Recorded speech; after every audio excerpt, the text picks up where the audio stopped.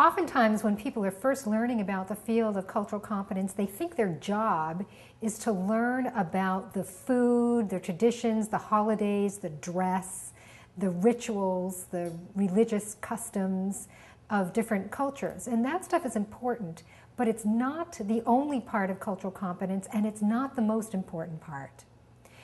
I think the most important part of cultural competence is something that I call managing your prejudices. Everyone is prejudiced towards some other group of people for some reason. Some people are uncomfortable with those that have darker skin or lighter skin, or people who are fat, or people who are too skinny, or people who don't dress well, or people who wear high heels. I'll tell you what mine is. I often feel uncomfortable with people that have purple mohawks and multiple body piercing. And in fact, when I come across someone like that, I feel really uncomfortable. And in fact, in the words of my 11-year-old daughter, they really creep me out. So when I'm asked to work with someone who is like that, I'm somewhat incompetent, I'm ineffective. It's hard for me to engage with them, to treat them fairly, to listen to what they have to say seriously. And I think that all of us will have some experience like that with some group of people. So what I tell people is that you will never get rid of that feeling towards another group of people.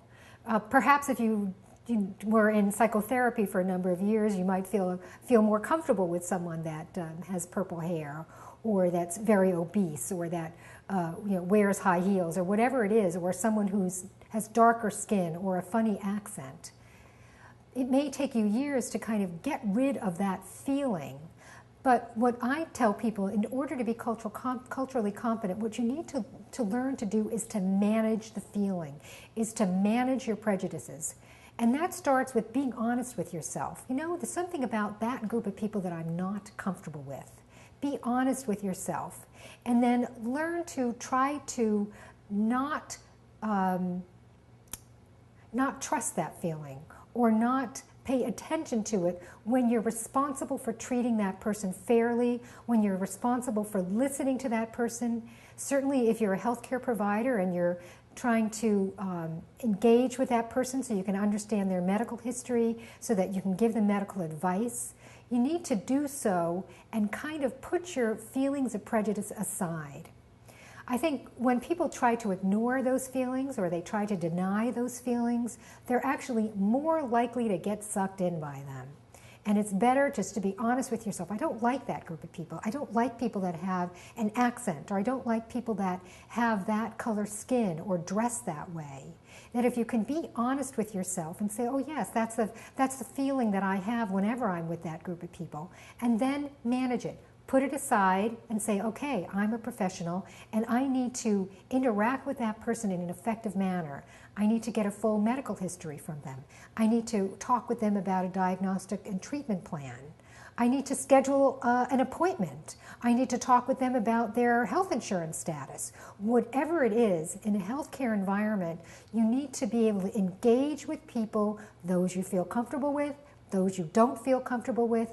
If it's a group of people that cause you to feel prejudiced, you simply have to manage your prejudices, put them aside, and try to interact with that person in an effective way anyway. So I'm going to prove some things to you. What I'd like you to do is look at this fellow, and I want you to tell me what your gut reaction is to him. Is he honest?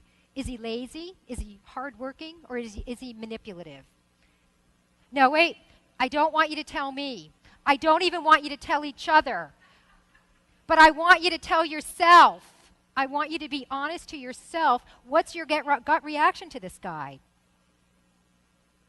What about this guy? Is he honest? Is he lazy? Is he hardworking? Or is he manipulative? This lady, is she honest, lazy, hardworking, or manipulative?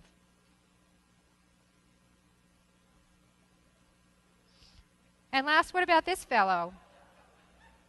Is he honest, lazy, hardworking, or manipulative?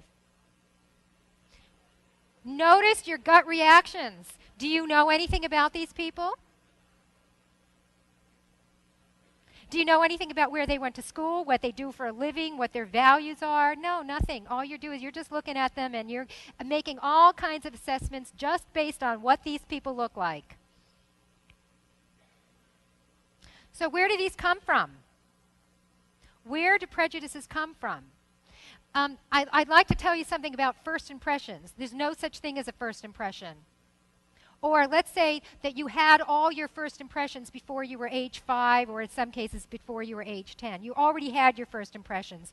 All the impressions that you have now are at least second impressions. All of these people remind you of someone that you've known in the past, someone you've seen on TV, somebody that somebody told you, this person is X way, is like this, or the other person is like that, or you saw somebody on TV.